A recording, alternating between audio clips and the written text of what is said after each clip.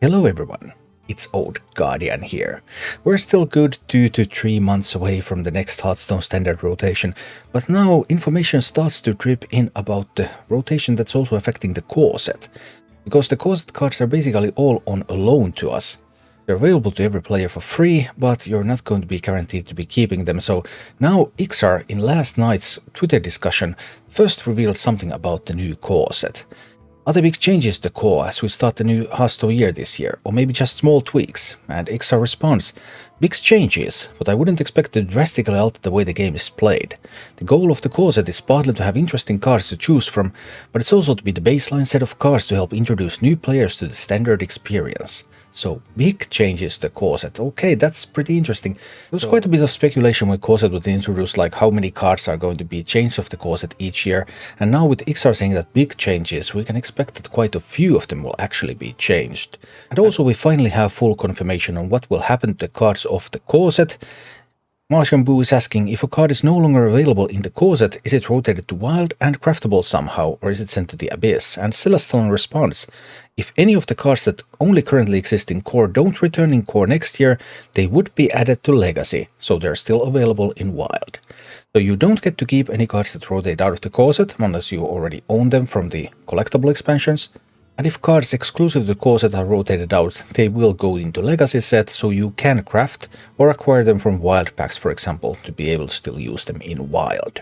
So some interesting news and clarifications there. But what about the current core set?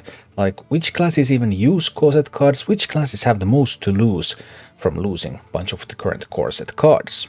I went through use statistics of the current core set cards, and actually core set cards don't see a ton of play, but there are some notable exceptions. In Demon Hunter, for example, much of the card draw comes from the core set cards, Chaos Strike, Spectral Sight.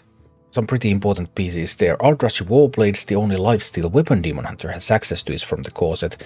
And well, Illidary Inquisitor is from the core set, but it has largely been made obsolete by Curchus anyway, so I guess that doesn't really matter, but some of the card draw from Demon Hunter might be at risk. For Druid, the situation is even more interesting because Druid uses quite a lot of cards from the core set, because much of Druid's ramp comes from there.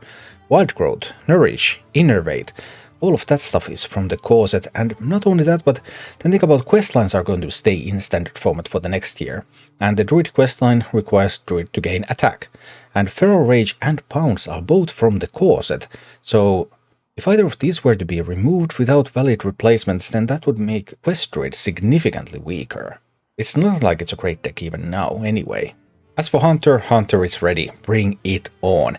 Hunter only has stuff like Quick Shot, Arcane Shot, King Crush, some minor uses for that one, and then a bunch of secrets in the core set. And yeah, like there is Explosive Trap. Sure, losing Explosive Trap could hurt, but I mean they have to keep some Hunter secrets in the core set. They cannot rotate all of them out because Hunter has to have access to secrets, right?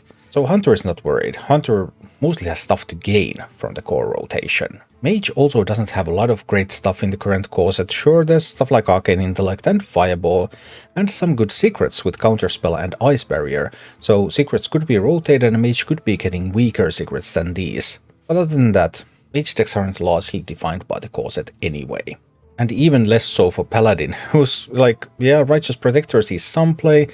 Equality and Consecration, I mean, fun cards, I included them for that reason, and also so that I wouldn't have just one card on this page, because then it would look a little bit awkward. But yeah, Paladin is not really playing with those anyway, so yeah, Paladin is ready. Bring it on. Any new stuff, it's welcome. Priest core set isn't too impressive either, although there are a couple of pieces that are seeing some play, like Holy Smite and Thrive in the Shadows especially, used in Miracle Priest. Then there is Shadowed Spirit that will deal 3 damage to enemy hero, one of the few ways to actually use Cirella the Devout in an offensive capability, but it's not really mainstream either. Oh, but then there is this one class that is apparently pretty good class at the moment, and that class is Rogue, and holy guacamole, so much of Rogue's power comes from the core set. Preparation, Shadow Step, Deadly Poison, Sinister Strike, Swashbuckler, and also SI7 Agent, so these cards individually aren't that great, but they are currently enabling Rogue to do a lot of stuff with the good newer cards that Rogue has. So without Prep, without Shadow Step, without Swashbuckler, suddenly the power of something like Thief Rogue is greatly diminished. And SI7 Agent, okay, it's a pretty nice basic card, but it's also crucial for Quest Rogue. As a Quest Rogue you have to be playing with SI7 cards, there are not that many SI7 cards around, so losing any might really hurt that deck.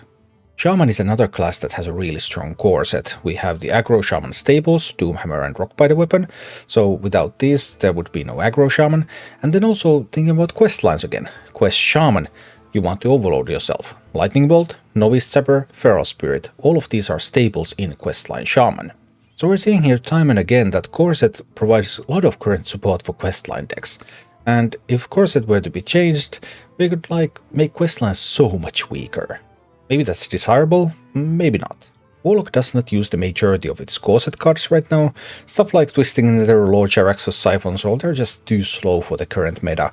But Warlock does use Mortal Coil and Drain Soul. Drain Soul is one of those key pieces for Warlock healing that's really important to keep Warlock alive. And finally there's Warrior, and yeah, Shield Slam Brawl.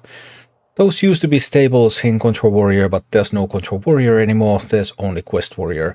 But Quest Warrior does use Bloodsail Deckhand. And not only that, but the neutral cards that are in the core set and are actually seeing play are mostly pirates. Bloodsail Raider, Foxsail Freebooter, Southsea Captain. The whole Quest Warrior could be crippled if enough pirates are removed from the core set. The only other notable neutral card from the core set that sees play apart from the pirates is Talon Fordring, which is used in a variety of decks to tutor out the win condition. So, big changes to the core set are interesting because core set has not been treating all classes equally. In particular, it's Rogue, it's Shaman, it's Quest Warrior that are really benefiting from the current core set, and those could be gimped severely if core set removes the support from them. And then there are classes like Paladin that don't get anything from the current core set, so any changes to core set can only be an improvement. As Ixar said, big changes are coming to the core set, and will be interesting to see how it affects the balance of the game. Thank you for watching. If you enjoyed the content, please click the like button, subscribe to my channel, and check out my Twitch channel.